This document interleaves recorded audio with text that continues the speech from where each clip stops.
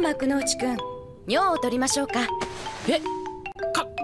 看護婦さんが今までこれを。下がってください、玲子さん。よし青木、いつものように絞り出してやれ。いつものようにって。初めはすごく大きいから怖かったけど、もうすっかり慣れちゃったわよ。自分でやってきます。なんでせっかくの親切を。